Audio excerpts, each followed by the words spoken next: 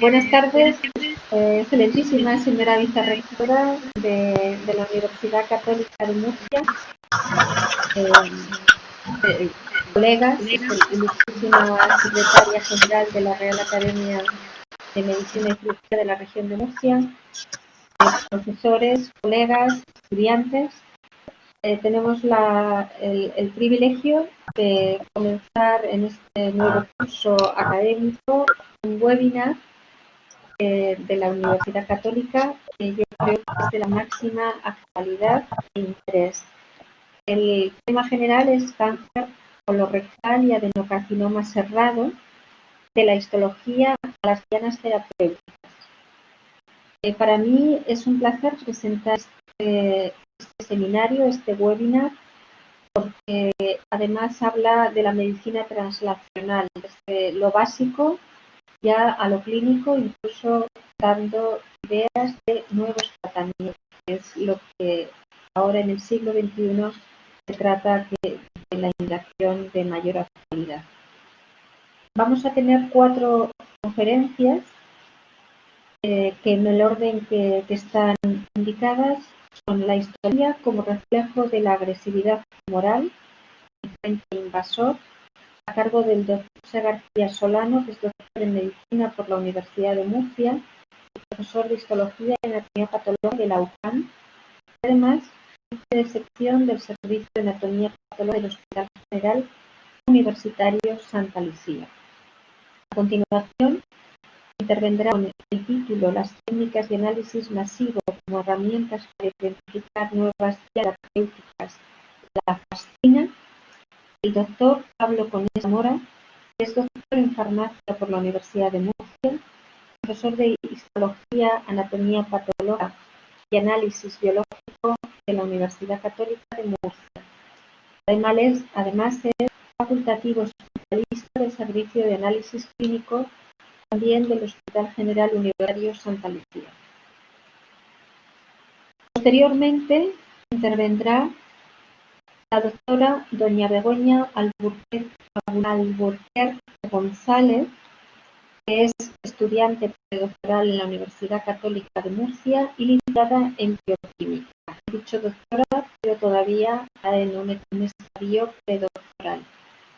Con la ponencia Caracterización in vitro e in vivo del efecto antitumoral de compuestos antifascina.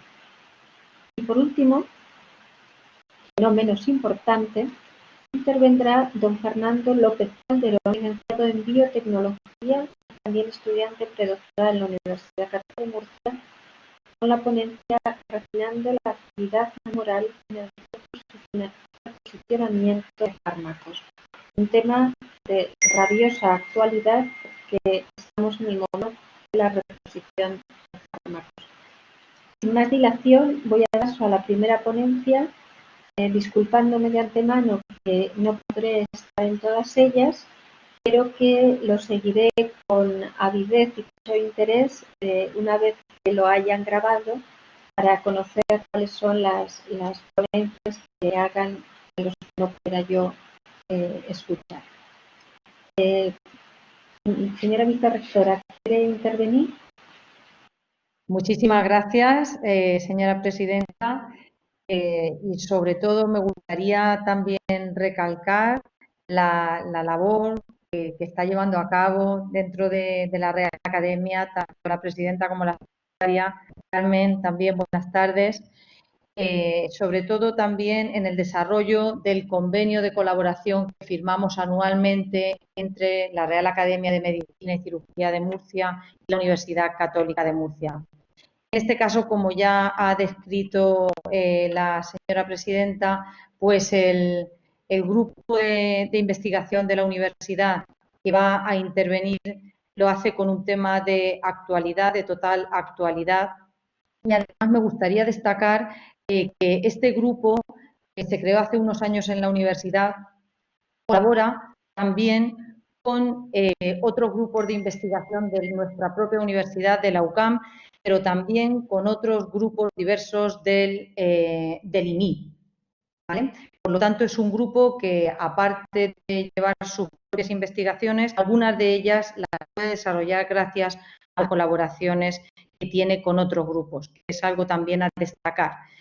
Y me gustaría poner de manifiesto la gran producción científica de este grupo, más de 60 artículos de elevado índice de impacto en los últimos 10 años, también ha depositado 2 patentes, han dirigido 15 tesis doctorales, 5 proyectos del Instituto de Salud Carlos III, un proyecto europeo y también 2 proyectos financiados por el Plan Propio de Investigación de la Universidad Católica, entre otros. Por lo tanto, pues me gustaría eso destacar la gran labor científica que están haciendo desde este grupo de investigación y agradecer la oportunidad que nos brinda la Real Academia de Medicina de poder divulgar la colaboración con esta institución bicentenaria. Encantados y muchas gracias. Gracias, Trini. Quería destacar que la Real Academia está muy honrada por tener esta colaboración con la Universidad Católica de Murcia, porque nos permite hacer estas presentaciones científicas sobre temas que son médicos, pero también de trascendencia en la relación a las nuevas terapéuticas y de gran actualidad en este siglo XXI. Y estaba diciendo que sin más dilación paso la palabra al doctor José García Solano para impartir la ponencia Histología como concepto de la agresividad moral del frente invasor. Tiene la palabra el doctor García Solano. Hola, buenas tardes a todos. Bueno, antes de empezar mi ponencia, yo me gustaría hacer mención a una persona clave en este grupo de investigación. En todo grupo de investigación hay pues muchísimos profesionales, cada uno incluso de distintos grados, de distintas especialidades, pero siempre hay uno que pone la primera piedra y otro que a lo mejor lleva la batuta del grupo. La batuta del grupo, en este caso es indiscutible que la lleva Pablo Conesa y a buen puerto, pero siempre hay, como digo, esa primera persona que pone el primer grano de arena en el grupo, en esta línea de investigación concretamente. Y en este caso, esa persona es el doctor Miguel Pérez Guillermo. El doctor Miguel Pérez Guillermo es patólogo, jefe de servicio del Complejo Hospitalario de Cartagena, jefe de servicio de la anatomía patológica, ya jubilado, pero que ha tenido y tiene una inquietud científica e investigadora increíble, ¿no? Recuerdo perfectamente pues, que los fines de semana se llevaba a su casa un montón de artículos y una mañana de lunes llegaba Pepe. Hay un científico, hay un compañero patólogo de Finlandia que dice que se pueden diagnosticar los carcinomas de colon que derivan de los pólipos cerrados, se pueden diagnosticar unos criterios histopatológicos. ¿Te parece que revisemos nuestros carcinomas colorectales, que eran aproximadamente 900 y pico, casi 1000 cánceres de colon teníamos en ese momento en el servicio? ¿Te parece que revisemos y veamos cuántos carcinomas cerrados tenemos en nuestros 1000 carcinomas colorectales? Esa fue la primera pregunta donde partió esta línea de investigación que ha llevado, por supuesto, a buen puerto con su batuta y su magistral dirección, Pablo Conesa. Muchísimas gracias, Miguel Pérez Guillermo. Hemos intentado seguir sus pasos y lo seguimos intentando. Bueno, voy a empezar. Bien, ¿por qué el carcinoma colorectal? Lógicamente, el carcinoma colorectal es una de los cánceres más frecuentes, no es el más frecuente en las mujeres, no es el más frecuente en hombres, pero lógicamente es el más frecuente si consideramos hombres y mujeres en conjunto. En aquel entonces, cuando empezamos con esta línea de investigación, el carcinoma colorectal se podía originar por la vía convencional, es decir, todos los adenomas de la vía convencional daban un carcinoma colorectal y todos los pólipos de la vía cerrada daban un carcinoma convencional. El carcinoma colorectal no había una distinción en aquel momento y no se sabía si había un carcinoma colorectal distinto de los que se originaban en los pólipos cerrados o de los carcinomas convencionales.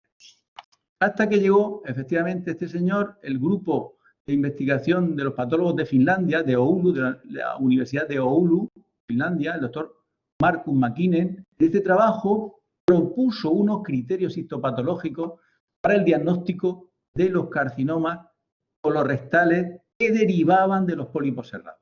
Lo denominó adenocarcinomas cerrados, como ahora veremos.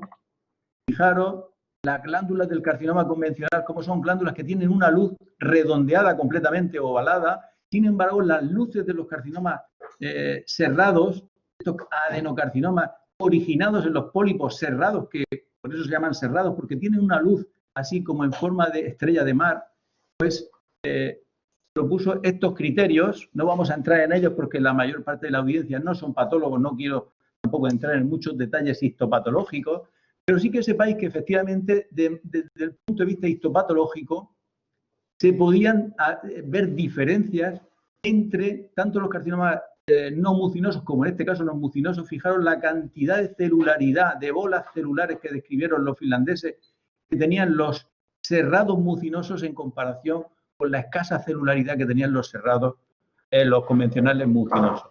Y, por supuesto, los poco diferenciados es exactamente igual. Fijaros la diferencia entre las células poco diferenciadas de un carcinoma cerrado frente a las del carcinoma convencional poco diferenciado. Tenía un citoplasma muchísimo más amplio, unos núcleos redondeados con nucleolo prominente. Bueno, una serie de criterios que eran completamente distintos, efectivamente, entre un carcinoma colorectal y el otro. Estos criterios hasta ese momento no los había validado ningún otro grupo de investigación a nivel mundial. Es decir, yo en ese momento pensamos que nadie le había hecho caso a este grupo de investigación finlandés. De hecho, luego hablando con él alguna vez nos ha comentado que los americanos no se creían mucho del carcinoma cerrado, ¿vale? Entonces, pues nosotros teníamos en nuestro servicio 927 carcinomas colorectales operados desde el año 95 al 2008 y pues nosotros pretendíamos ver si esos criterios histológicos que proponían los finlandeses pues valían para poder diagnosticar carcinomas cerrados en un pool de carcinomas colorectales convencionales, normales y corrientes, ¿no? Y luego ver pues la relación con las lesiones precursoras, los carcinomas sincrónicos y, por supuesto, con la supervivencia. Nos interesaba mucho saber si el carcinoma cerrado tenía peor supervivencia a 5 años que el carcinoma convencional. Pues con estos casos de carcinomas cerrados que nosotros habíamos diagnosticado, Miguel y yo, en un verano, de esos 927 diagnosticamos a doble ciego. El doctor Miguel Guillermo, para el que no lo conozca, es este señor de la camisa azul, y el señor Markus Mäkinen, del grupo de Finlandia, es este señor del polo de color rosa, ¿vale? Pues el doctor Miguel Guillermo, ni corto ni perezoso, cogió sus 100 carcinomas cerrados que habíamos diagnosticados aquí en Cartagena y los validó con este señor, que es el que propuso los criterios a nivel mundial para el diagnóstico de los carcinomas cerrados. Se fue a Finlandia, a esta localidad de Oulu, preciosa, y el patólogo padre de los carcinomas cerrados dijo que efectivamente había 85 carcinomas cerrados en nuestra serie, aproximadamente unos 100 que nosotros habíamos diagnosticado. Representaban el 9,2% de los carcinomas convencionales y era la serie más grande en aquel momento que había sido estudiada en la bibliografía. Bueno, pues entonces en ese grupo de carcinomas cerrados, pues nosotros nos interesaba ver qué características histológicas tenían, la incidencia de pólipos distantes y adyacentes al tumor, la incidencia de carcinomas sincrónicos y la supervivencia en comparación con los carcinomas convencionales a 5 años. Fijaros, no vamos a entrar en mucho detalle para no cansaros con tablas, pero fijaros cómo los carcinomas cerrados ya se diagnosticaban en un estadio de Duque bastante más avanzado en comparación con los carcinomas convencionales, que había relación con la ruta cerrada clarísimamente frente a los carcinomas convencionales. Fijaros, el carcinoma sincrónico en el carcinoma cerrado era el casi 13% frente al 3% de los carcinomas convencionales, es decir, es un cáncer que estaba claramente relacionado con la vía cerrada. Y fijaros la supervivencia cuando estudiamos con un grupo comparado con los carcinomas cerrados, 85 carcinomas convencionales, vimos que efectivamente la supervivencia del carcinoma cerrado era bastante peor que la del carcinoma convencional. Y que la localización distal tenía peor pronóstico que la localización proximal, ¿vale? O sea que hasta este momento, en este primer trabajo que hicimos, este fue el trabajo de partida clásico que tenemos junto con el doctor McKinney, lo publicamos con él también, pues se validaron los criterios de este señor, de este patólogo de Finlandia, y vimos que eran válidos y fiables para poder diagnosticar el carcinoma cerrado perfectamente. Ese carcinoma cerrado tenía una relación clarísima con la ruta cerrada, efectivamente derivaba de los pólipos cerrados, y que ese carcinoma cerrado tenía una supervivencia bastante peor que el carcinoma convencional, y que la localización distal era peor que la localización próxima. Bien, pues de este punto de partida primero, carcinoma cerrado es un cáncer más agresivo y con peor pronóstico que el carcinoma convencional. Pues a partir de aquí, pues, este trabajo primero y por supuesto los que hizo previamente el doctor McKinney, probablemente hicieron que el carcinoma cerrado se considerara, en el libro de la OMS, en los carcinomas de digestivo, se considerara como un subgrupo distinto de los carcinomas colorectales. En esta clasificación de los tumores digestivos de la OMS del 2010 ya recogen al adenocarcinoma cerrado como un subtipo de carcinoma colorectal. Como os decía, partiendo de la base de este nuestro primer trabajo, diciendo bueno, que ya habíamos conseguido demostrar que tenía peor pronóstico el carcinoma cerrado que el carcinoma convencional, pues se nos ocurrió pensar, bueno, pues, ¿qué criterios histopatológicos valoramos nosotros en los carcinomas convencionales normales y corrientes para saber si tienen peor o mejor pronóstico? Pues, fijaros, estaba la gemación tumoral, que ahora veremos un poco por encima qué es esto, los pseudofragmentos citoplasmáticos, el patrón de crecimiento tumoral y la respuesta linfoide del huésped en el frente invasor. Eso eran más o menos 4 criterios de peso para que un cáncer tenga mejor o peor pronóstico. Pensamos, vamos a ver si estos criterios los cumplen más los carcinomas cerrados que los carcinomas convencionales. Y ahí nos pusimos a nuestro segundo trabajo, y empezamos a ver cuánto gemación tumoral de alto grado. Fijaros, la gemación tumoral en el frente invasor, normalmente el adenocarcinoma invade en forma de glándulas, porque es un adenocarcinoma. Pero fijaros cómo en algunos adenocarcinomas el frente invasor tiene estos nidos tumorales sólidos, de 1, de 2 o de 3 grupos de células. Eso es lo que se denomina gemación tumoral. La gemación tumoral es una forma de invadir muy agresiva, muy agresiva. Entonces, cuando tenía más de 10 de estos nidos tumorales de menos de 4 células, se consideraba gemación tumoral de alto grado, y si tenía menos de 10, de bajo grado, ¿no? Y eso es lo que hicimos y comparamos los carcinomas cerrados y los carcinomas convencionales. Los pseudofragmentos citoplasmáticos es en un trabajo de Shinto que en aquel momento tuvo bastante repercusión, pues son esas estructuras como bufetas citoplasmáticas que representan, digamos, las pseudoproyecciones citoplasmáticas de la célula tumoral cuando está invadiendo. Tiene muchísimo que ver con lo que vamos a ver ahora, que van a exponer mis compañeros. Estos pseudofragmentos citoplasmáticos se demostró que tenían relación con que la gemación tumoral tuviera más agresividad o menos agresividad. También lo medimos en los 2 grupos de cáncer. Por supuesto, el patrón de crecimiento tumoral, si es expansivo, como empujando en el frente invasor o invadiéndolo, disecándolo. Y por supuesto, la respuesta inmune con muchos linfocitos en el frente tumoral o ninguno, pues son criterios que tenían que ver con el pronóstico. Fijaros, nuestra sorpresa o no sorpresa, que nosotros ya intuíamos que esto iba a ser así, la gemación tumoral de alto grado era casi en el 70% de los carcinomas cerrados en comparación con el 40% de los carcinomas convencionales. Los pseudofragmentos también se veían en mayor proporción. El patrón de crecimiento tumoral también. Y fijaros una cosa muy interesante que luego hemos llevado por ahí otras líneas de investigación. Los carcinomas cerrados tienen menos respuesta linfoide en el frente invasor que los carcinomas convencionales. El 65% no tienen apenas respuesta inmune ninguna. Lógicamente, bueno, pues esto, voy a pasar algunas tablas de estas para no cansaros con detalles, pues vimos efectivamente que los carcinomas cerrados con esta gemación tumoral de alto grado tenían bastante menos supervivencia que los carcinomas cerrados que sí tenían gemación tumoral o la tenían de bajo grado,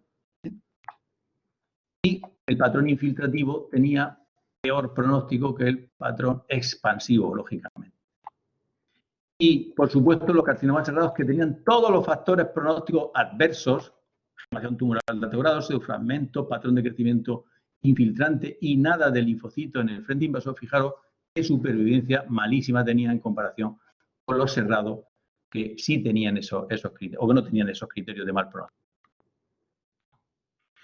Por tanto, las conclusiones fueron, pues eso, la mayor incidencia de factores histológicos pronósticos adversos, pues nos confirma lo que ya habíamos visto en el primer trabajo, que los carcinomas cerrados efectivamente tienen peor pronóstico que los carcinomas convencionales. Una tercera pregunta que digamos que conforme íbamos terminando trabajos de investigación, se nos iban abriendo, digamos, puertas para seguir investigando ese tema. Otra de las puertas que se nos abrió, bueno, pues sabemos que hay algún tipo de proteína que se pueden detectar por inmunistoquímica que tiene relación con la formación de gemación tumoral en los carcinomas colorectales. Bueno, pues vamos a ver estas proteínas que son sobre todo la beta-catenina de la ruta Wnt beta-catenina, el SMAD4 que tiene también relación, las caderinas, sobre todo la E-caderina y la laminina 5-gamma-2 que también tenía relación con esta formación de gemación tumoral. Bueno, cogimos otro grupo de carcinomas cerrados, otro grupo de carcinomas convencionales y lo estudiamos tanto en el centro tumoral como en el frente invasor, tuviera o no tuviera gemación tumoral. Y fijaros, efectivamente, cómo la sorpresa fue que la beta-catenina no la expresaban en el frente tumoral, no la expresaban los carcinomas cerrados. Es decir, la beta-catenina, que normalmente tiene relación con la formación de gemación tumoral en el carcinoma colorectal, no es la causante de la mayor parte de la gemación tumoral en el carcinoma convencional, perdón, en el carcinoma cerrado.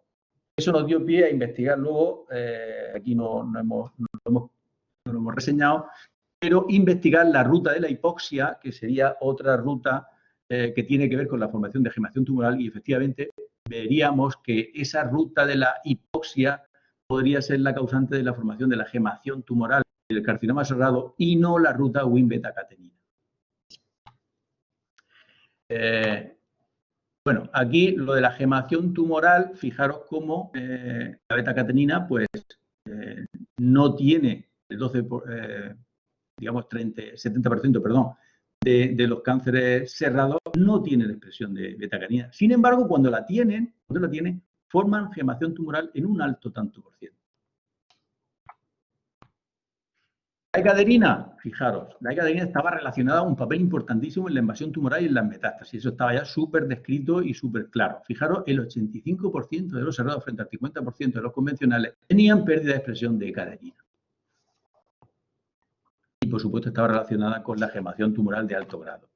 La laminina, en aquel momento, la laminina, fijaros, trabajos como el de Masaki, pues decían que tenía un papel importantísimo en la progresión hacia la metástasis y su expresión en el frente invasor se asociaba con mal pronóstico. Bueno, pues fijaros cómo en el frente invasor nosotros detectamos que casi en el 60% de los carcinomas cerrados expresaban laminina 5-gamma-2 frente al 17% solo de los carcinomas convencionales. Es decir, que, y por supuesto estaba relacionada con la gemación de alto grado. Fijaros cómo se relacionaba aquí en el 94%. El SMAD4 que hoy en día todavía tiene vigencia para el diagnóstico de los carcinomas de páncreas, porque el 50% de los carcinomas de páncreas tienen pérdida de expresión de SMAD4. Fijaros, ya nosotros en aquel momento vimos que el carcinoma cerrado tiene una pérdida de expresión de SMAD4 del 65% frente al 35% de los carcinomas convencionales. Fijaros los trabajos previos, lo que decían, disminución de la supervivencia global y relación con la metástasis y los ganglios linfáticos regionales. Es decir, esto nos confirmaba que tanto la expresión de pérdida de expresión de caderina en el frente invasor como la expresión de las demás moléculas estaban relacionadas con ese mal pronóstico que tenía el carcinoma cerrado frente al carcinoma convencional. Y por último, para no liarnos mucho y no cansaros, el estado mutacional era fundamental que lo hiciéramos, ver qué tipo de mutaciones tiene el carcinoma cerrado en comparación con el carcinoma convencional, que ya estaba hecho más o menos, ¿no? Pues el estado mutacional KRAS-BRAF, lógicamente, el estatus MSI, nos propusimos hacerlo y a los pocos meses de empezar nosotros a hacer este trabajo, los finlandeses pues nos pisaron un poco el terreno, no pasaba nada, porque la doctora Estefanius del grupo de McKinney pues publicó la frecuencia de mutaciones KRAS-BRAF que tenían su serie de adenocarcinoma cerrado. Nosotros nos pareció estupendo porque así podíamos comparar si había diferencias significativas entre las mutaciones que tenían nuestros cánceres cerrados con las mutaciones que tenían los cánceres cerrados de Finlandia. Entonces, pues nos pareció esa estupenda para poder comparar. Fijaros, en el grupo de carcinomas cerrados convencionales y algunos carcinomas MSH esporádicos vimos la frecuencia de mutaciones, como os he dicho, el estatus MSI y la expresión de estas proteínas que tienen que ver con el estatus MSI. Fijaros, se pensaba en aquel momento que el carcinoma cerrado no tenía apenas mutaciones KRAS. Falso. Fijaros, el 42% de los carcinomas cerrados nuestros, de nuestra serie, tenían mutaciones KRAS. El 25% tenían mutaciones en BRAF. ¿Vale? Con lo cual, hoy en día, porque en aquel entonces tampoco estaba muy claro, hoy en día no son candidatos, casi el 70% de los carcinomas cerrados no son candidatos al tratamiento anti-EGFR, porque tendrían o mutaciones KRAS o mutaciones BRAF. El estatus MSIH en un 12% y casi siempre con pérdida, casi siempre no, al 100% con pérdida de MLH1. No se observó pérdida de expresión ni de MSH2 ni de MSH6. Sin embargo, la sorpresa fue que había una pérdida de expresión de MGMT con bastante frecuencia, casi el 50%. Fijaros la diferencia con los carcinomas de la serie finlandesa, muy parecida. O sea, no había mucha diferencia estadísticamente significativa entre las mutaciones KRAS nuestras frente a las mutaciones KRAS de los finlandeses, 45% frente al 42% nuestro, y las mutaciones BRAF, 33% frente al 25% nuestra. Es decir, había una similitud entre el comportamiento biológico de estos tumores, tanto en Finlandia como aquí, en una región completamente distinta. Luego, pues, nos interesaba también un poco ver si había diferencias en aquel momento ya se empezaba a perfilar o había trabajo en los que decían que la ruta de carcinogénesis de los carcinomas cerrados y los carcinomas convencionales era distinta si se trataba de localización derecha frente a localización izquierda recto. Efectivamente, pues fijaros, las mutaciones KRAS son más en los distales rectos. Fijaros cómo las mutaciones BRAF son bastante más frecuentes en el derecho. El estatus MSI casi no existe en el distal y el MGMT, fijaros cómo hay una pérdida de expresión casi el 60% en los distales rectos. Esto confirmaba lo que ya se estaba diciendo y se estaba publicando, de que efectivamente hay una ruta de carcinogénesis colorectal distinta si se localiza el carcinoma colorectal en la zona proximal que si se localiza en la zona distal recta. Aquí vimos también la supervivencia. Fijaros, aquí se confirmaba de nuevo que la supervivencia a 5 años del carcinoma cerrado era el 32% frente al 57% del carcinoma convencional, y los carcinomas MSIH esporádicos tenían una supervivencia intermedia entre los dos. Bueno, pues las conclusiones eran que el carcinoma cerrado muestra mayor frecuencia de mutaciones KRAS y BRAF y un estatus MSI mucho mayor que el carcinoma convencional y mayor pérdida de expresión de MGMT que los carcinomas convencionales. Y hasta ahí nos quedamos un poco. La parte digamos, la parte de anatomía patológica llegó, y entonces pues ahí a este nivel no es que Pablo no hubiera estado en nuestro trabajo, por supuesto que estaba, pero a partir de aquí Pablo cogió la batuta y ya empezó con su patología molecular y nos pasa a contar un poco cómo se retomó este tema y a qué nivel. Muchas gracias, doctor García Solano. Las preguntas mejor las dejamos todas para el final, si les parece, para las 4 ponencias. Y tiene la palabra el doctor Pablo Conesa Zamora con la ponencia Las técnicas de análisis masivo como herramientas para identificar pruebas llanas terapéuticas. La fascina. Muy bien, muchas gracias. Gracias. Bueno, pues quería agradecer la oportunidad tan grande que nos ha ofrecido tanto la UCAM como la Real Academia de Medicina y Cirugía para hablaros y comentar con vosotros nuestra línea de investigación. Yo voy a retomar la última diapositiva que ha comentado el doctor García Solano, referida a la alta frecuencia que hemos dicho que el carcinoma cerrado tenía con respecto a las mutaciones en los oncogenes KRAS y BRAF.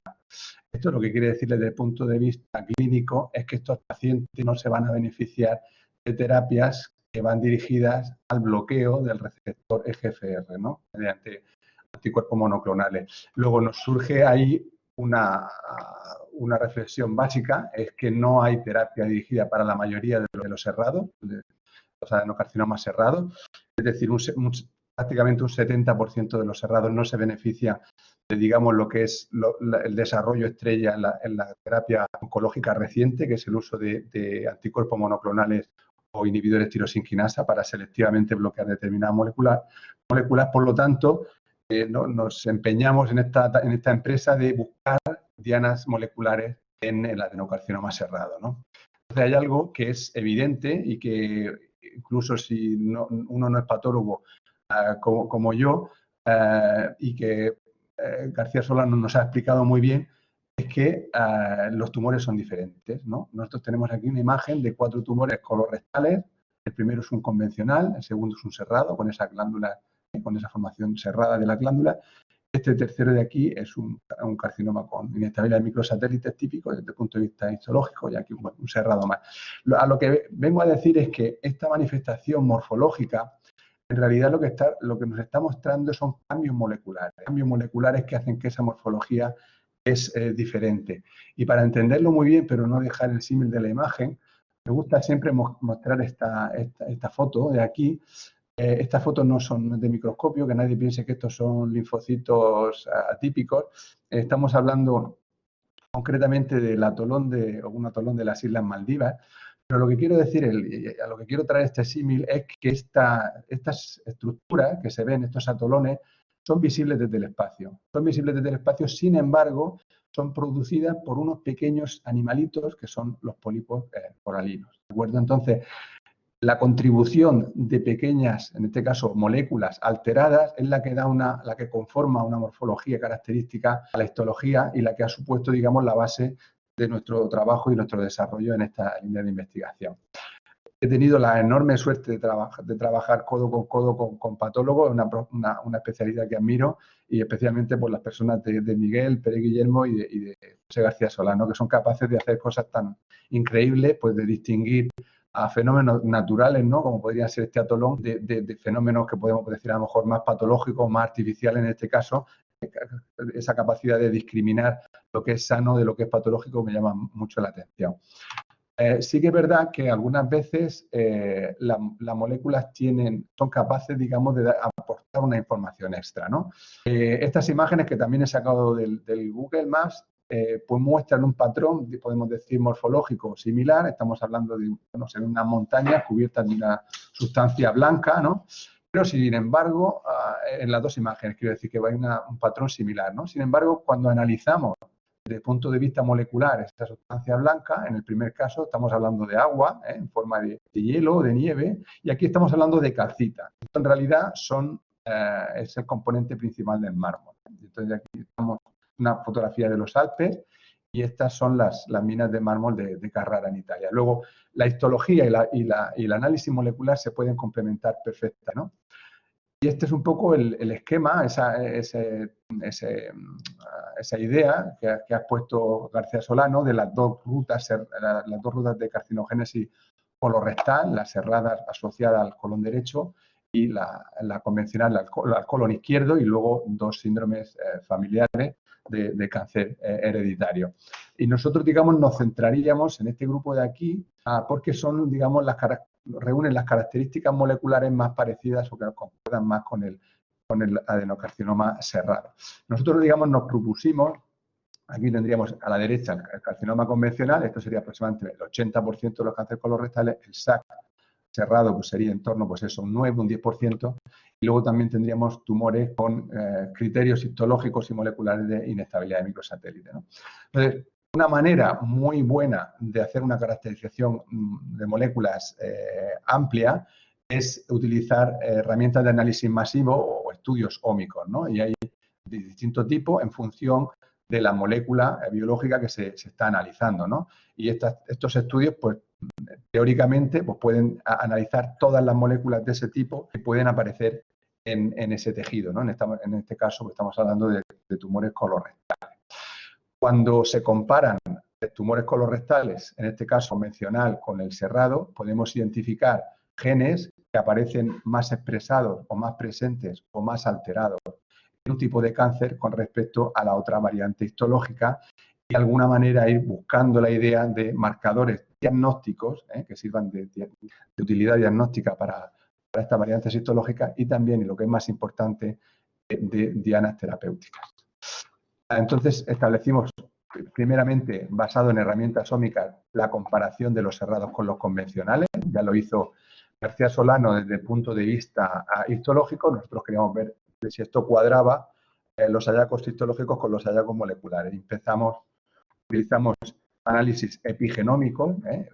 Lo epigenómico se refiere a alteraciones que no están en la propia secuencia del ADN, sino en otras modificaciones de las histonas, modificaciones del ADN, pero no a nivel de cambios de secuencia, y que, bueno, condicionan cambios en los patrones de expresión génica.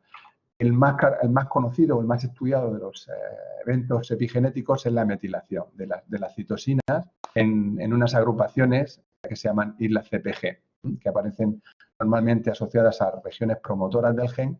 Aquí veis una citosina y como producto de las metiltransferasas, pues se forma se añade este grupo metilo, y esto, que parece que aparentemente no cambia la base, sigue siendo una citosina, lo único que es metilada, pero sí tiene una consecuencia importante de cara a la regulación de la expresión génica, porque cuando las citosinas metiladas, cuando las citosinas en estas islas CpG se metilan, no hay expresión, hay silenciamiento del gen. Y esto ocurre con muchos genes supresores tumorales que metilan o se metilan sus promotores y no pueden hacer su efecto antitumoral.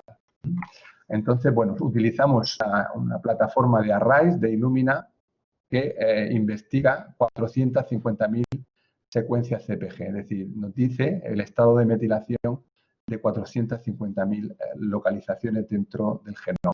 Contamos con la participación del grupo de McKinnon, o sea, había pacientes españoles y finlandeses. Yo también tuve el placer de estar en Oulu, en un sitio fantástico, está cerca del Círculo Polar Ártico, y, bueno, no sé, súper exótico, a mí me gustó mucho. He estado allí un par de veces. Bueno, y estas son las muestras que incluimos en ese análisis. Tampoco quiero aburriros mucho, pero de los genes que, digamos, aparecen diferencialmente metilados entre el cerrado y el convencional, nosotros podemos, con herramientas de enriquecimiento funcional, saber cuáles son las funciones características del cerrado, ¿no? Y ahí, por ejemplo, teníamos la diferenciación neuronal, reparación de ADN. Luego aquí, bueno, estos son distintos tipos de funciones del Gene Ontology, bueno, de clasificación o de anotación de los genes. El tema de las GTPasas y receptores acoplados a proteína G también era frecuente. El tema de iones, de unión a iones, como el calcio. Esto es importante. Rutas de señalización relacionadas con el factor de crecimiento del endotelio vascular. Aquí estamos ya pensando en angiogénesis, estamos pensando en hipoxia, ¿no?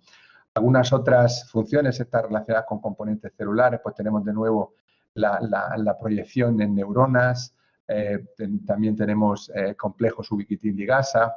Y cuando vamos a los genes, pues nos encontramos con estos dos tipos de aquí, el DIO3 y el FOXT2, y como genes diferencialmente metilados entre esta comparación. Entonces, lo que normalmente se suele hacer en este tipo de estudios, que aparecían, en este caso, más metilados en los cerrados, pues era validarlos con otra técnica diferente, ¿no? Entonces, primero tuvimos que localizar cuáles eran las CpG que podían estar controlando la expresión, en este caso el silenciamiento de FOXT2, en los adenocarcinomas cerrados. Y de las 3 regiones que había, fue esta, que es la región 3-UTR del gen. Esta es la región codificante y esta es la parte, digamos, que no se traduce a proteína. Veis, estas 9 CG son estas de aquí y se ve claramente cómo son las que están regulándose. En unos casos están más metiladas que en otros, y si comparamos el tejido no tumoral con el tumoral, vemos como el tejido tumoral más metilado que la mucosa, digamos, adyacente al tumor, pero que tiene aspecto normal. Bueno, esto lo validamos, vimos como el SAC tenía más metilación en estas posiciones del gen FOXD2, y luego también a nivel de ARN mensajero, porque si hay una metilación, hay un silenciamiento del gen, pues ese gen va a producir menos ARN mensajero, y lo comprobábamos aquí con el SAC, produce tanto menos DIO3 como FOXD2.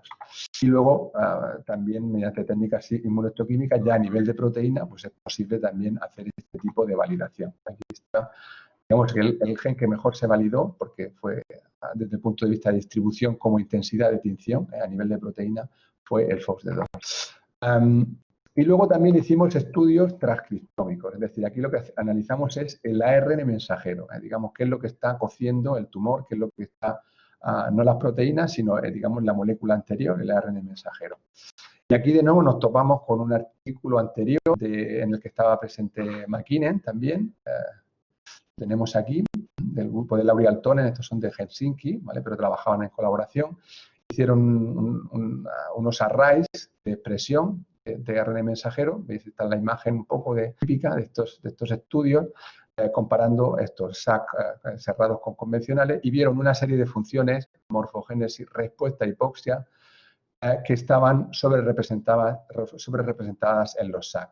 También genes asociados a la membrana, y luego una serie de proteínas que nos llamó la atención, el factor inducible por hipoxia, que es el HIF1.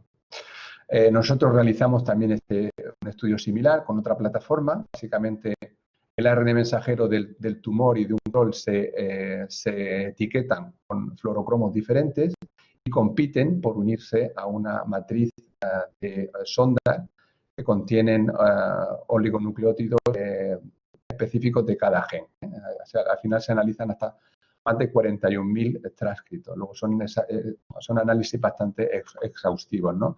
Y estos fueron un poco las funciones que nos aparecieron diferencialmente expresadas, y nos llamaba la atención funciones relacionadas con la membrana, también con uniones célula-célula, rutas de señalización, como las rutas del ERB2 o el mTOR, que tienen su origen muchas en receptores tirosinquinasa de membrana, morfogénesis, la ruta del Notch, muy morfogénica, relacionados con sistema inmune, de reparación del ADN, como escisión de bases, de recombinación homóloga, y de nuevo otra vez el VGF. O sea, es decir, lo mismo que nos había parecido desde el punto de vista del metiloma, nos parecía también desde el punto de vista del trascoma, ¿no?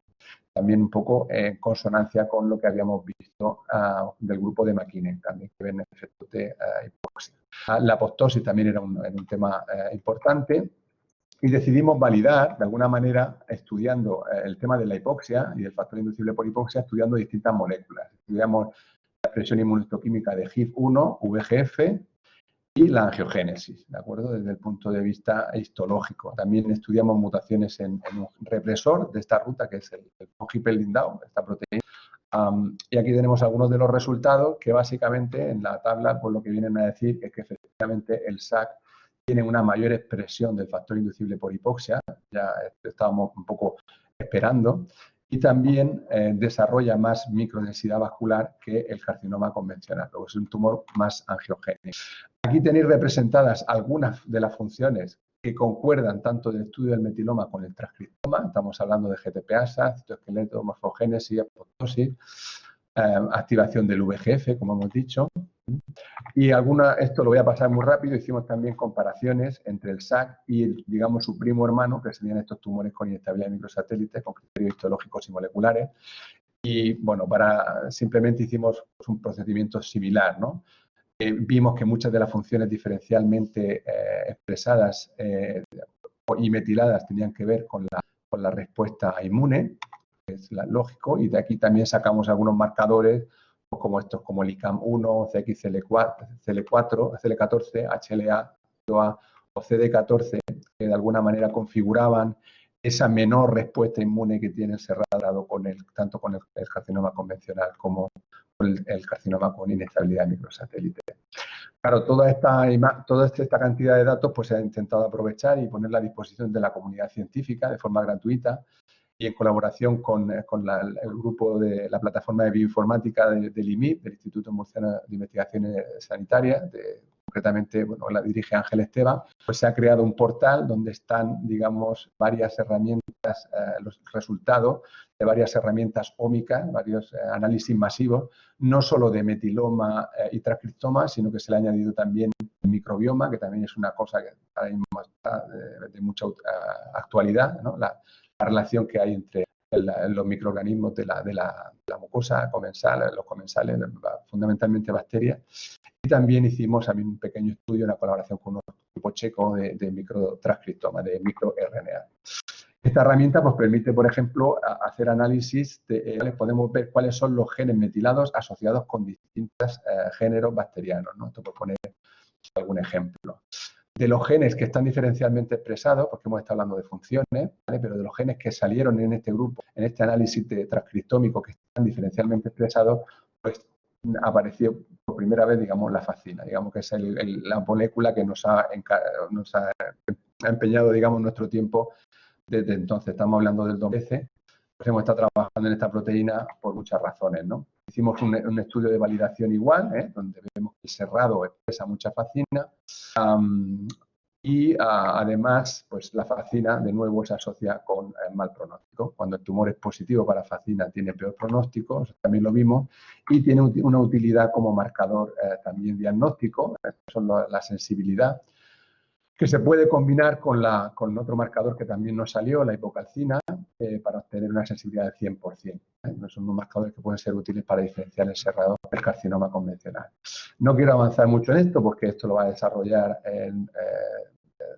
Begoña Alburquerque, estudiante predoctoral que me va a seguir ahora, pero la facina concuerda perfectamente con las características histológicas que habíamos visto asociadas con el cerrado. Es una proteína que forma haces de actina, se une a beta-catenina y por esta razón puede ser que no apareciera en el núcleo la beta-catenina, como ha comentado García Solano, y se colocaliza en extensiones citoplasmáticas que ayudan a la célula a invadirlo. Esto nos está llevando otra vez a pensar en ese reordenamiento del citoesqueleto necesario para que las células sean capaces de moverse e invadir y eventualmente metastatizar.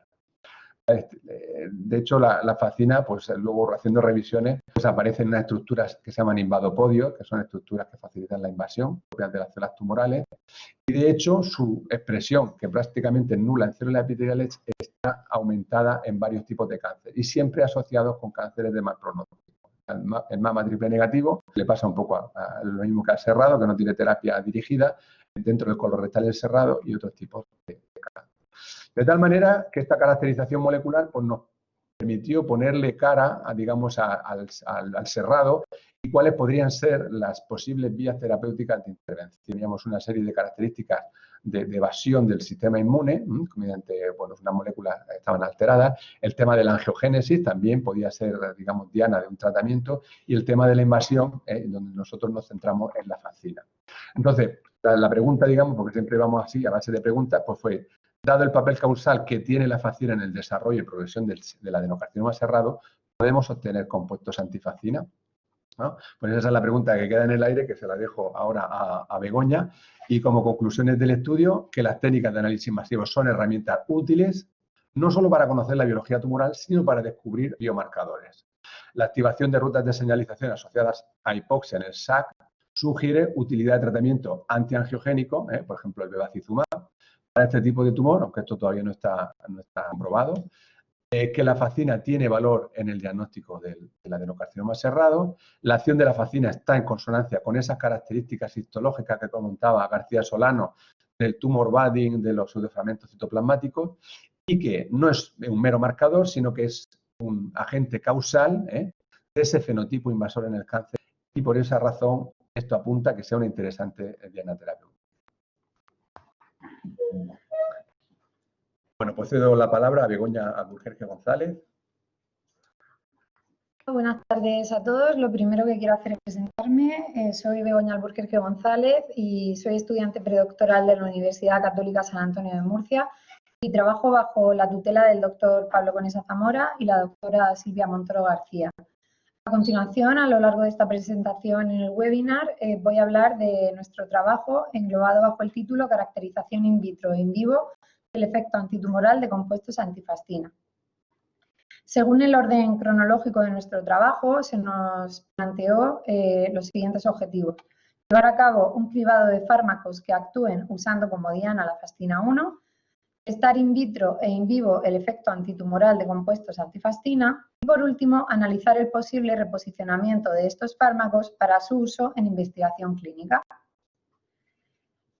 Retomando lo que acaba de comentar el doctor Conesa Zamora, voy a comentaros un poquito qué interés tiene esta proteína, la fascina 1. Es una proteína responsable del reordenamiento del citoesqueleto de actina, capaz de formar protuberancias citoplasmáticas. Se encuentra sobreexpresada en adenocarcinoma cerrado y está asociada a mal pronóstico y peor supervivencia. Debido a la resistencia que tiene el adenocarcinoma cerrado a las terapias anti-EGFR, surge la necesidad de buscar nuevos fármacos antineoplásicos. Se conoce la migrastatina y sus análogos como inhibidores típicos de esta proteína que disminuyen así la metástasis tumoral. No obstante, el proceso de síntesis de la migrastatina es muy complejo y muy costoso, con lo cual nos surge la necesidad de buscar nuevos fármacos que actúen en contra, inhibiendo esta proteína. ¿Pero cómo buscamos nuevos fármacos? Pues muy sencillo, mediante un cribado farmacológico. ¿Y en qué consiste el cribado farmacológico? Consiste en testar grandes colecciones de compuestos químicos o productos naturales para identificar moléculas biológicamente activas. En esta línea, el doctor Huang y su equipo de investigación llevó a cabo un análisis in silico, un screening molecular de 165.000 compuestos en contra de dos proteínas, la fascina y la L-plastina. El resultado de esta estrategia de screening surgieron 15 compuestos y como resultado del cribado de fármacos, entre esos 15 compuestos se seleccionó al compuesto G2 como inhibidor de la fascina 1 y no de la L-plastina. En esta línea, nosotros llevamos a cabo también un cribado de fármacos, un análisis in silico, en colaboración con el doctor Horacio Pérez Sánchez del Grupo de Bioinformática Estructural de la UCAM, en el cual se llevó un screening virtual de 9.591 compuestos, de los cuales 2.037 estaban aprobados por la FDA. De este resultado de cribado de fármacos mediante un modelado molecular, surgieron estos compuestos, la imipramina, otro fármaco aprobado por la FDA y un compuesto sintético. Actualmente nos encontramos trabajando con el compuesto 3 y el compuesto 4. Los resultados que estamos teniendo con estos dos compuestos son muy prometedores y próximamente intentaremos publicarlos. A lo largo de este webinar me voy a centrar en el compuesto 1, que es el G2, y el compuesto 2, que es la imipramina. Y vamos a comparar los efectos que tienen in vitro e in vivo en comparación con la migrastatina. Vamos a comenzar hablando del compuesto G2 y para ello comenzaremos con su caracterización in vitro. Para ello vamos a hacer referencia de nuevo a los experimentos del doctor Huang, que llevó a cabo un ensayo de polimerización de haces de actina. En este ensayo podemos ver cómo la presencia del compuesto G2 inhibe de forma parcial la unión de la fascina a la actina. Esto nos llevó a pensar que podíamos llevar a cabo un ensayo de microscopía electrónica de transmisión para ver qué estaba pasando con esos filamentos de fascina-actina. Como podemos observar, cuando ponemos en contacto la fascina con la actina, se ve una organización perfecta de estos filamentos de actina, que se ve totalmente abolida cuando ponemos la fascina y la actina en contacto tanto con migrastatina como con el compuesto G2. Además, el número de haces de filamentos se ve disminuido de forma significativa. Pues bien, una vez que ya habíamos visto qué ocurría con el compuesto G2 en relación con la actina y la fascina, quisimos ver qué ocurría en líneas celulares de cáncer de colon, que era lo que nos interesaba. Para ello, testamos 8 líneas celulares de cáncer de colon en búsqueda de aquellas que expresasen constitutivamente menor fascina y mayor fascina respectivamente. En este sentido, seleccionamos las DLD1 como las que expresaban menor fascina y las HCT116 como las que expresaban mayor fascina. La doctora Silvia Montero García, responsable del Laboratorio de Cultivo Celular de la UCAM, llevó a cabo un ensayo de viabilidad celular con estas dos líneas con el objetivo de seleccionar la concentración de trabajo tanto de migrastatina como del compuesto G2. En este sentido, establecimos una concentración de trabajo de 100 micromolar para migrastatina y de 20 micromolar para el compuesto G2. A continuación, se nos planteó el hecho de conocer qué estaba ocurriendo realmente en ese frente invasivo de las células. De nuevo seleccionamos la línea celular HCT116 y llevamos a cabo una técnica de inmunofluorescencia. Esta técnica se llevó a cabo en colaboración del Grupo de Investigación de Regeneración, Biología Molecular y TGF-beta del IMIR, liderado por el doctor Francisco José Nicolás Villaescusa, y en colaboración con el doctor Ángel Bernabé García. Esta técnica nos permite ver la anticontrafastina en color verde, observando cómo en las células control se forman estas protuberancias citoplasmáticas que quedan totalmente abolidas en presencia de la migrastatina y del compuesto G2. Pues bien, debido a que las protuberancias citoplasmáticas en las que participa la fascina son necesarias para que la célula se mueva, como antes ha comentado el doctor Conesa, podemos llevar a cabo un ensayo de migración celular en el que medimos a tiempo cero y durante 7 horas cómo esas células se van moviendo. En este sentido, las células, tanto las 116 como las DLD1, se trataron con ambos inhibidores y podemos ver que el efecto es mayor en la línea celular de LD1. Debido a que la invasión tumoral adquiere propiedades, no solo adquiere propiedades migratorias, sino que también degrada la membrana basal y la matriz del estoma tumoral, llevamos a cabo ensayos de invasión celular. Estos ensayos se llevaron en colaboración con la Universidad de Oulu de Finlandia, que ya ha aparecido en 2 ocasiones a lo largo del webinar, en colaboración con la doctora Tula Salo y la doctora Priscila Campioni. Este ensayo consiste en llevar a cabo una invasión sobre discos de leiomioma uterino humano. Para ello se sembraron las células sobre estos discos de mioma en presencia de migrastatina y el compuesto G2. Podemos comprobar con respecto al control que la invasión queda inhibida. Además, llevamos a cabo ensayos de invasión en matrigel observando el mismo resultado. Pues bien, una vez hemos terminado la caracterización in vitro del compuesto G2, vamos a hablar de su caracterización in vivo. Para ello volvemos a retomar los ensayos del equipo del doctor Juan. Ellos llevaron a cabo un modelo murino de metástasis, pero con células de cáncer de mama.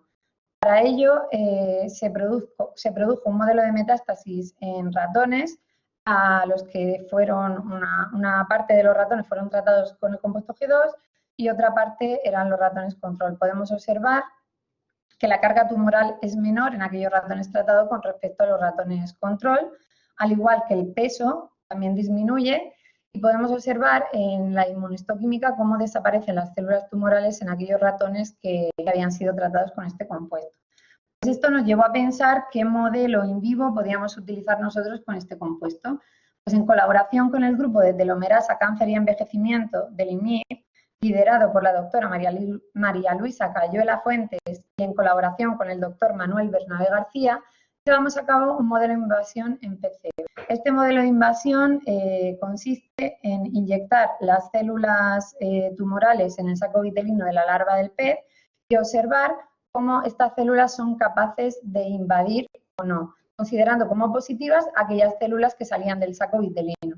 Para ello, las células fueron marcadas con un protocolo de tinción específico. Ahora, al trabajar en un modelo in vivo, de nuevo tuvimos que testar con qué líneas celulares trabajar, siendo igualmente las DLD1 y las HCT116 las candidatas seleccionadas. Para determinar si el efecto del G2 era dependiente de la expresión de fascina, llevamos a cabo una transfección en las 2 líneas celulares. Aumentamos la expresión de fascina en aquella línea que expresaba poca fascina y disminuimos la expresión de fascina en aquella línea que expresaba mucho la fascina. Podemos observar en ambos casos que el efecto del G2 es dosis dependiente y el tanto por ciento de invasión de las larvas con respecto al control disminuye. Además, la actividad de este compuesto, la actividad inhibitoria, disminuye cuando disminuimos la fascina y aumenta cuando la aumentamos. Pues bien, ya he terminado de hablar del compuesto G2 y ahora surge la necesidad de hablar de un concepto que es el reposicionamiento de fármacos. Se define el reposicionamiento de fármacos como la identificación y desarrollo de nuevos usos, nuevas indicaciones terapéuticas para fármacos ya existentes. ¿Por qué hago hincapié en esta definición? Porque ahora vamos a hablar de la imipramina. La imipramina ya tenía un uso, que era ser antidepresivo tricíclico aprobado por la FDA, pero nosotros vamos a buscarle un nuevo uso.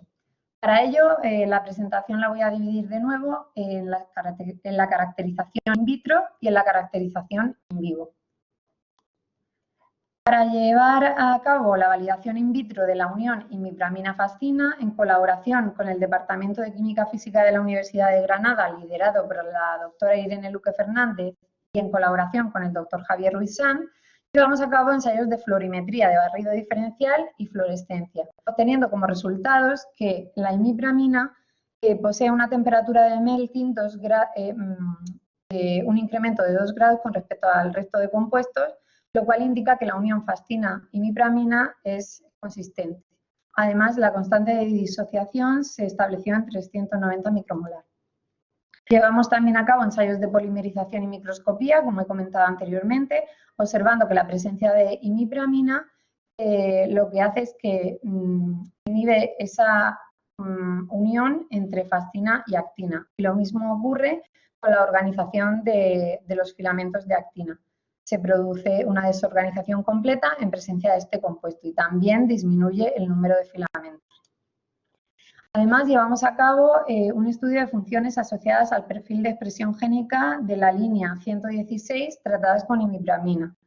Este estudio se llevó a cabo en colaboración con el doctor Antonio Parrado del Grupo de Inmunología e Inmunotolerancia en Trasplantes y Enfermedades de Base Inmunológica del IMIP. Se describieron 18 funciones asociadas con el tratamiento de imipramina y de esas 18, 3 de ellas estaban asociadas a actina y al citoesqueleto.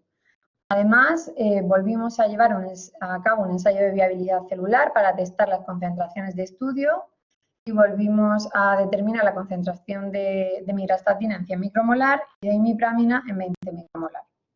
Volvimos a repetir el experimento de inmunofluorescencia y de nuevo se repite que el frente invasivo de las células quedan totalmente abolidas esas protuberancias citoplasmáticas que ayudan a la célula a moverse.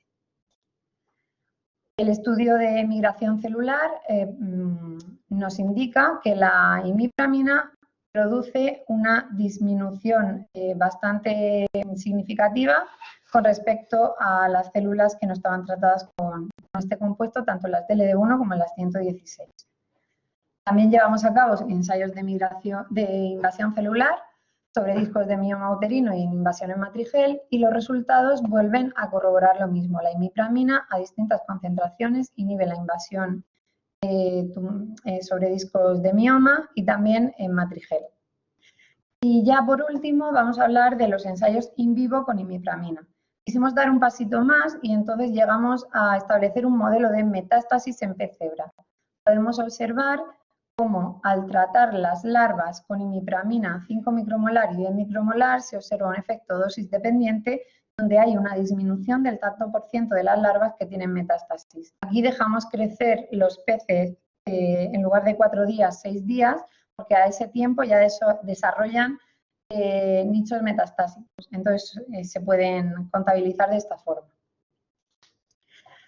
Ahora voy a comenzar a hablaros del modelo murino. Lo primero que se nos planteó era que necesitábamos establecer una línea bioluminiscente permanente para poder seguirla dentro del ratón. Para ello nos pusimos en contacto con el doctor Juan Cabezas Herrera del Grupo de Terapia Molecular y Biomarcadores de Tumores Sólidos del IMIP y transfectamos nuestra línea celular de estudio con un vector que contiene luciferina y con un reactivo de turbofectina y seleccionamos aquellas células que eran resistentes a neomicina. Para ello pudimos seguir la bioluminiscencia con el IBIS para poder seleccionar aquellos clones que eran más bioluminiscentes. Otro punto importante de esta puesta a punto del modelo murino era la solución de imipramina, cómo íbamos a administrar a los ratones la imipramina.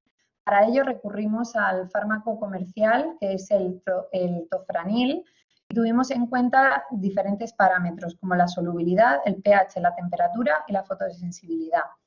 Para ello, y basándonos en este artículo relacionaba la viabilidad de la imipramina en una suspensión de un excipiente denominado Sirspent.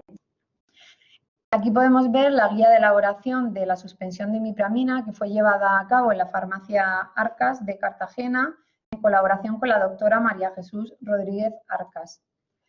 En este sentido, llegamos a la conclusión de que una solución acuosa de imipramina no era viable, quedaba descartada porque precipitaba. Sin embargo, en el excipiente Sirspren, que ya de por sí proporcionaba una suspensión estable, si lo combinábamos con la imipramina, la suspensión era estable y sin sedimento. Con lo cual, seleccionamos el Sirspren sin imipramina como placebo y el Sirspren con imipramina como tratamiento. Aquí podemos ver los dos modelos murinos que hemos llevado a cabo. Uno es de tumor primario y otro de metástasis tumoral. La diferencia radica en el tipo de inyección de las células. En el tumor primario es una inyección subcutánea y en el modelo murino una inyección intravenosa. En el tumor primario el seguimiento fue durante 15 días y en el modelo de metástasis durante 3 meses. En ambos casos la administración del fármaco fue de 3 veces por semana desde el inicio del procedimiento. Estos estudios se llevaron a cabo en el animalario SPF libre de patógenos del IMIF, dirigido por la doctora Olga María Fernández Rodríguez y en colaboración de nuevo con el doctor Manuel Bernabé García. La administración del fármaco y del excipiente se llevó a cabo mediante oral gavage con unas sondas de polipropileno, tal y como podemos ver en las imágenes.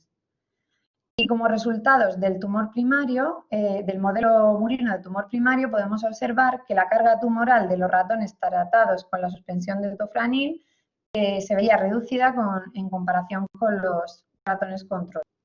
Además, el volumen tumoral medido en centímetros cúbicos también disminuía y el peso de tumor también. Por último, llevamos a cabo una inmunohistoquímica de los tumores en colaboración con el doctor José García Solano y varios técnicos del Servicio de Anatomía Patológica y mi compañero Fernando Feliciano López Carlerón, y llevamos a cabo la tinción con fascina, con un cóctel de citoqueratinas y con Ki67. Sorprendentemente, la expresión de fascina no era diferente en comparación de los ratones tratados que no lo estaban. En el cóctel de citoqueratinas tampoco veíamos diferencia. Y cuando hicimos la tinción con Ki67, la proliferación celular no era distinta, pero sí que observamos que los tumores tratados con el fármaco presentaban una encapsulación que no lo tenían los tumores que no lo estaban tratados. En cuanto al modelo murino de metástasis tumoral, tuvimos mucha ayuda del doctor David García Bernal, del Grupo de Trasplante Hematopoyético de Terapia Celular del IMIF, y los resultados obtenidos sugieren que aquellos ratones tratados con tofranil mantienen la localización del tumor solamente en una zona, lo cual es algo bueno. Lo único que estos resultados tenemos que tomarlos con un poco de precaución porque este experimento nos encontramos actualmente en una segunda tanda de repetición para que esto sea realmente significativo. También llevamos a cabo la inmunohistoquímica de los pulmones con una tinción de hematoxilina eosina y pudimos observar que en los ratones no tratados existían micrometástasis que no aparecían en los ratones tratados. Podemos concluir entonces que el cribado de fármacos juega un papel fundamental en la investigación translacional. Hemos encontrado nuevas propiedades antimigratorias y antiinvasivas de los compuestos G2 e imipramina en células de cáncer colorectal a menores concentraciones que migrastatina, que existe un efecto dosis dependiente de los compuestos G2 e imipramina que ha sido demostrado mediante un modelo in vivo de invasión y metástasis tumoral en P. cebra respectivamente, que tanto G2 como imipramina son buenos candidatos para desarrollar análogos moleculares para el tratamiento de cánceres que sobreexpresan fascina-1, el tratamiento con tofranil muestra una disminución significativa del tamaño tumoral y del peso del tumor en el modelo murino. Los resultados del modelo metastásico murino son prometedores, puesto que en los resultados preliminares se muestra una menor pendiente la progresión de la metástasis en los animales tratados con tofranil. Estos estudios destacan la necesidad del reposicionamiento de fármacos para la investigación clínica y, por último, que estos hallazgos podrían ser de utilidad terapéutica para el tratamiento de células tumorales metastásicas, como las que se encuentran en el adenocarcinoma cerrado. Esto es todo. Muchas gracias por su atención y os dejo con mi compañero Fernando. Hola, buenas tardes. Soy Fernando López. Me quito esto. Primero quería empezar dando las gracias a la Asociación Española contra el Cáncer, concretamente a la sede de la región de Murcia, gracias a la cual puedo estar trabajando hoy aquí. Para empezar, me gustaría hablar un poco de mi parte, que es el refinando de la actividad tumoral en el posicionamiento de fármacos. Primeramente, me gustaría hablar un poco de una cosa que no se ha comentado mucho, que es la parte molecular que tiene la FAST. Esta parte molecular fue estudiada en el año 2011 y en el año 2015 por Janssen y Villari y se llegó a una serie de conclusiones. Primeramente, la fascina es una proteína que tiene 4 dominios beta-trefoil que forman 2 unidades semi-independientes. Dentro de estos 4 dominios existen 2 residuos de suma importancia, que son la serina 39 y la serina 234, que son fosforilables por la proteína quinasa C. Estas zonas se supone que son zonas de unión a macrocetonas, como pueden ser, por ejemplo, la imperamina o algún otro compuesto. Y también se ha visto que esta fosforilación lleva a una disminución en la actividad de formación de haces de actina. Curiosamente, también es verdad que en la fosforilación de la serina 234 hay un cambio de formación en la fascina que permite la unión a microtúbulos, que se ha descrito en algún paper, lo cual también puede ser interesante. ¿Cómo se llegó a esta conclusión? Bueno, pues se llegó a esta conclusión mediante el diseño de una serie de mutantes que no se encuentran normalmente en la naturaleza, es decir, que son mutantes totalmente artificiales, en los cuales estos 4 mutantes se mutaban zonas que son unas zonas de loop que están entre los dominios beta-trefoil, de tal manera que siempre había 2 dominios que estaban ligeramente afectados, pero no había una afectación grande a nivel conformacional en la estructura terciaria de la proteína. De esta manera, estos 4 mutantes se vio que algunos tenían una actividad más o menos similar a la formación de actina, a la fascina nativa, sin embargo, otros tenían una actividad muchísimo menor. Concretamente, los filamentos que se formaban eran unos filamentos que eran menos gruesos, eran más cortos, eran más débiles.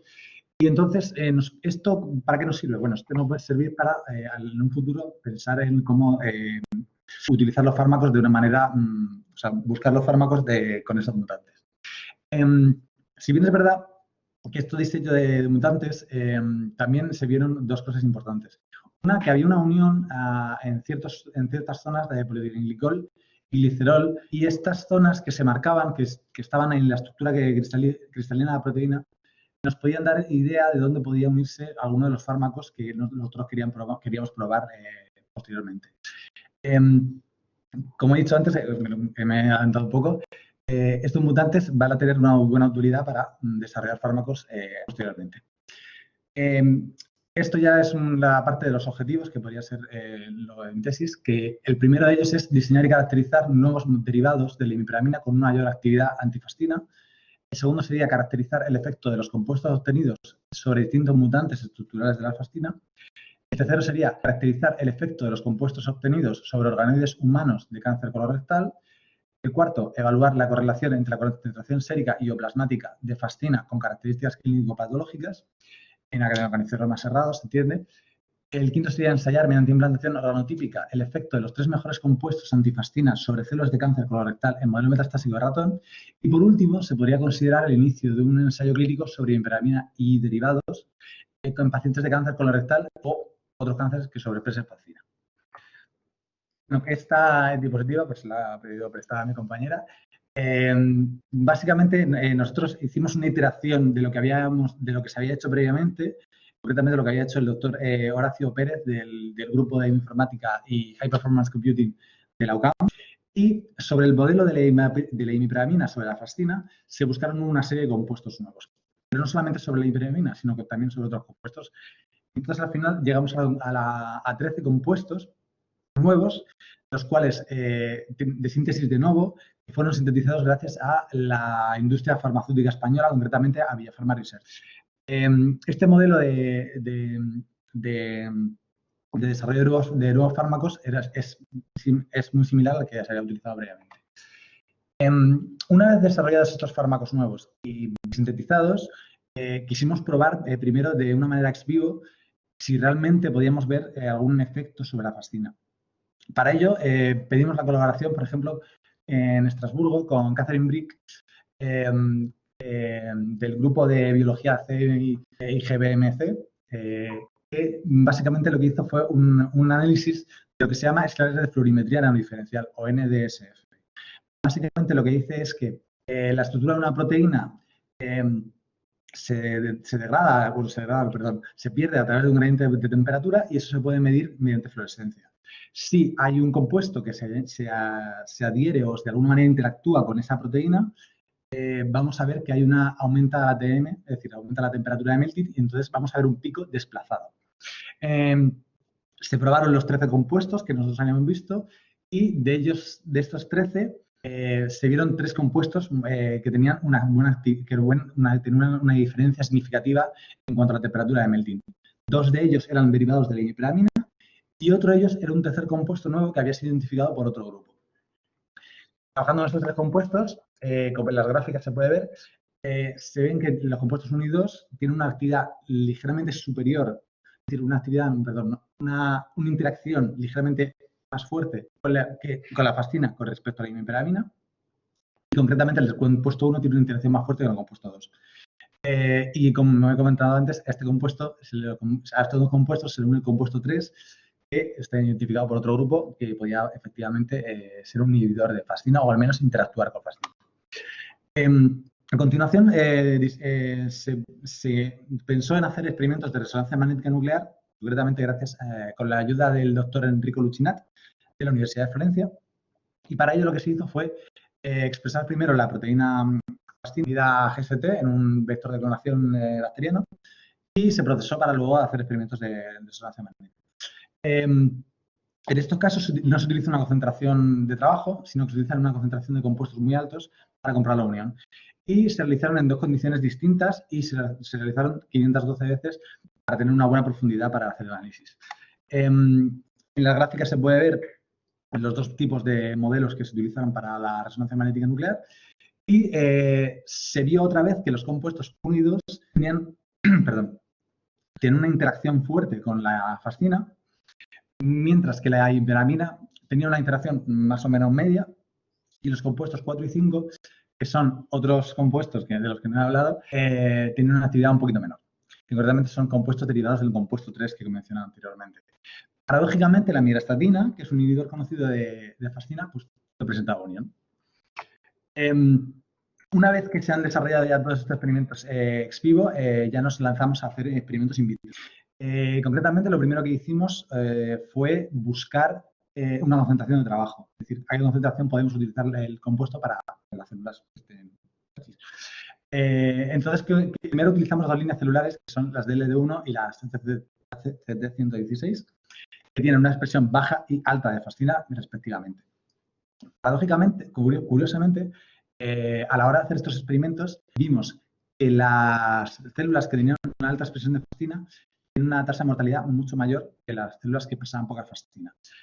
Y ocurría con todos los compuestos, igual que le pasaba a mi compañera con el compuesto G2.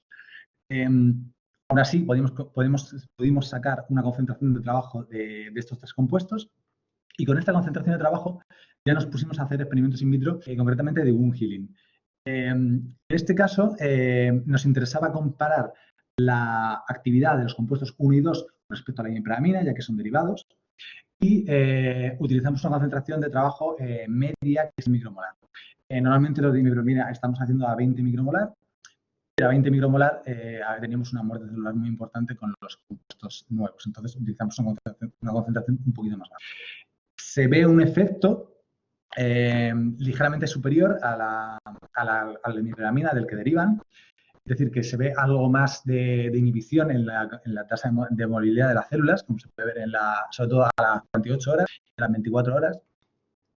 Y, bueno, es el compuesto 1 y el compuesto 2 efectivamente ocurre una cosa pues, similar. Como había comentado anteriormente, el compuesto 1 parece que tiene una actividad ligeramente superior al compuesto 2 y ligeramente superior a la imiperamina también.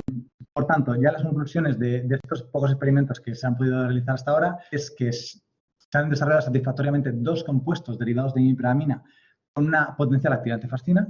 Estos 2 compuestos derivados presentan una ligera mejora en la actividad antifascina con respecto a la imiperamina y los compuestos unidos tienen un mayor efecto citotóxico en una línea celular con mayor expresión de fascina con respecto a una línea de emisión.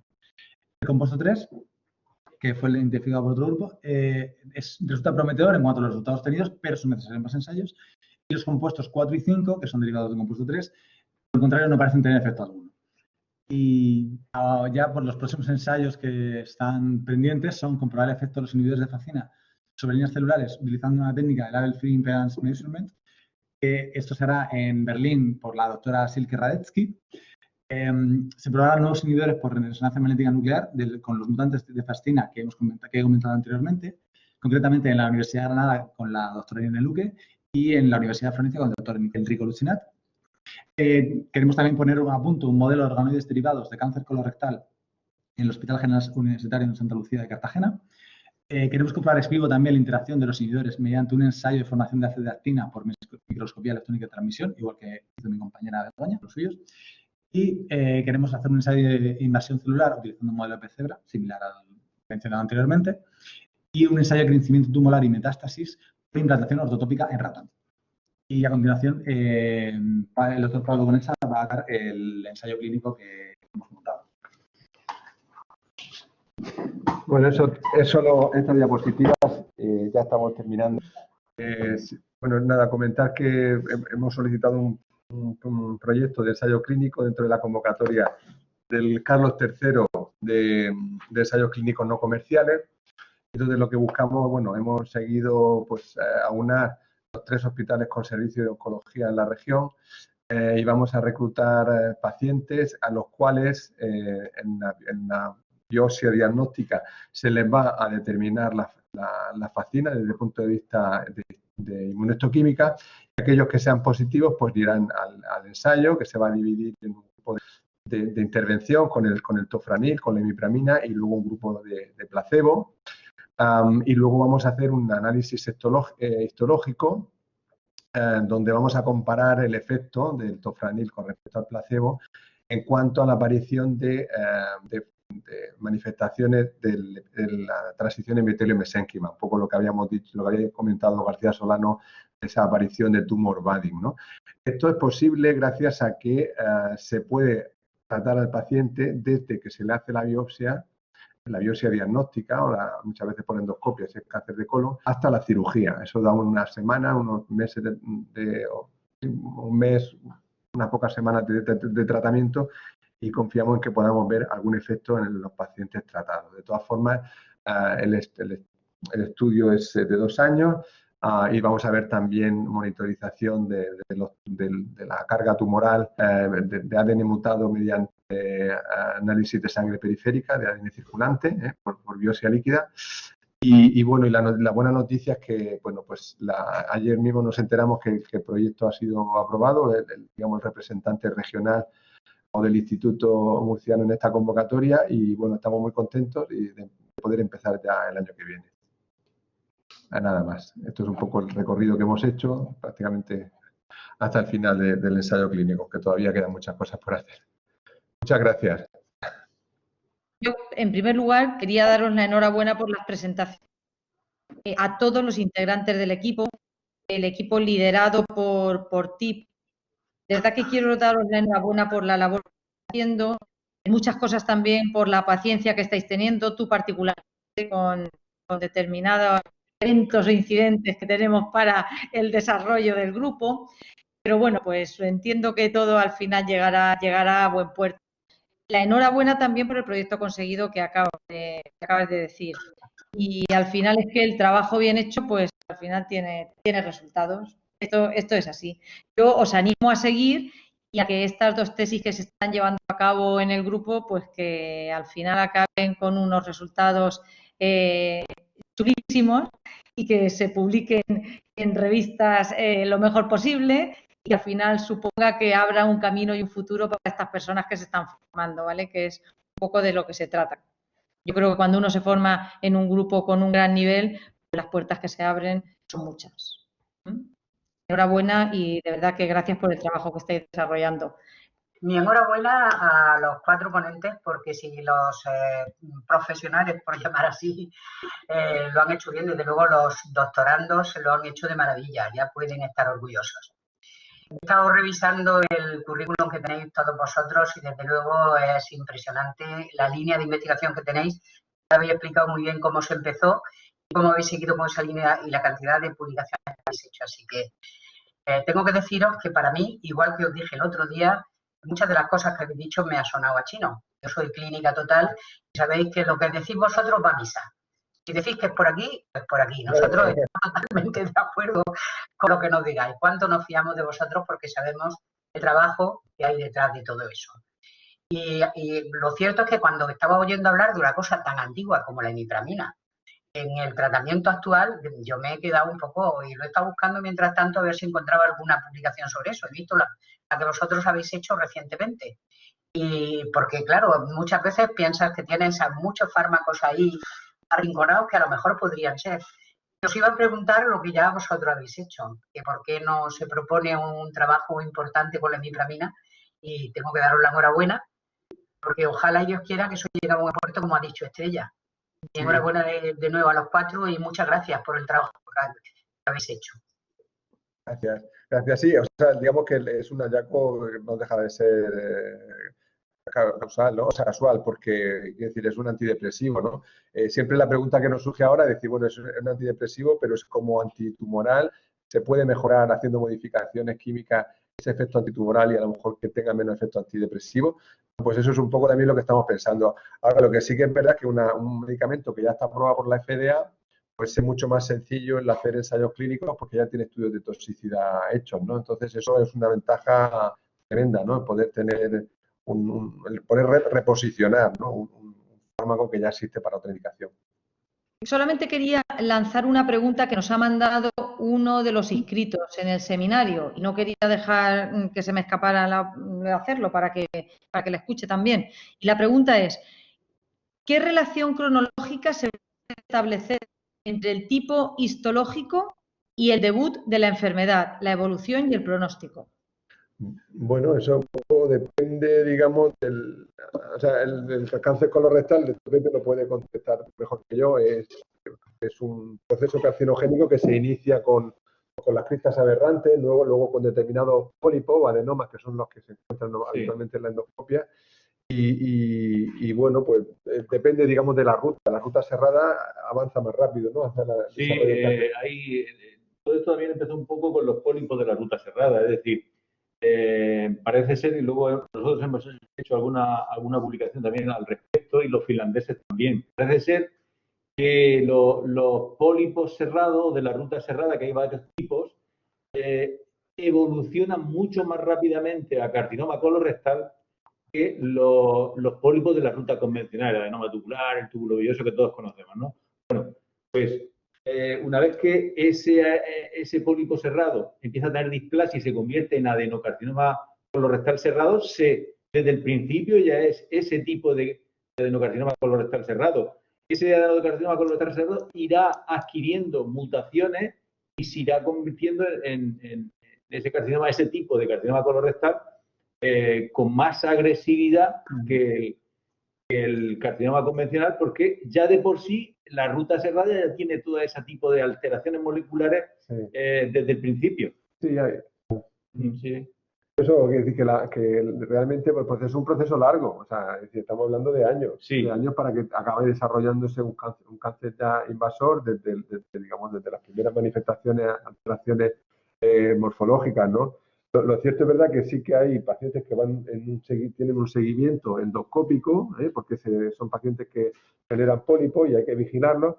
Y un poco va a depender del tipo histológico del pólipo. Hay pólipos que progresan más rápidamente y otros que menos. Los que progresan rápidamente algunas veces generan lo que se denominan carcinomas de intervalo, que son carcinomas, digamos, que se desarrollan entre dos endoscopias y digamos que no se sabe por qué van tan rápido que de una endoscopia a otra se desarrolla a partir del pólipo el cáncer en nada, en cuestión de, pues eso, unos pocos años. O sea que depende del tipo de lesión. Muchas gracias. Gracias. La audiencia, un poco, si no estaba relacionada con el tema, pues entendemos que se ha quedado un poco, pues eso, le sobrepasa. Lo mismo yo como patólogo y como persona que entiende un poco de carcinomas colorectales a nivel de la histopatología, me supera también la microscopía electrónica, o me supera la biología molecular, o me supera la tridimensionalidad de la fascina y todos los dominios que tiene y todo eso. Quiero decir, es un tema muy complejo y que cada uno aporta. Se abarca muchas cosas. Y entonces pues, es difícil para una audiencia, aunque sea médica, general, pues es difícil que lo entiendan todo. Eso es normal. A nosotros nos pasa incluso lo que estamos metidos en el grupo de investigación. Eso es normal. Yo considero que esa es una de las riquezas de los grupos multidisciplinares, que al final pueden llevar a cabo el abordaje de una investigación relacionada, en este caso, con una enfermedad, pasando desde la investigación más básica hasta la relacional y aplicando una serie de técnicas y de materias que son diferentes pero complementarias y pueden dar una información pues, muy precisa sobre la enfermedad en global. Y es verdad que nadie puede entender de todo, pero desde luego me ha encantado charlar de esta tarde. De verdad que enhorabuena. Muchísimas gracias. Muchas gracias. De nuevo y muchas gracias a todos.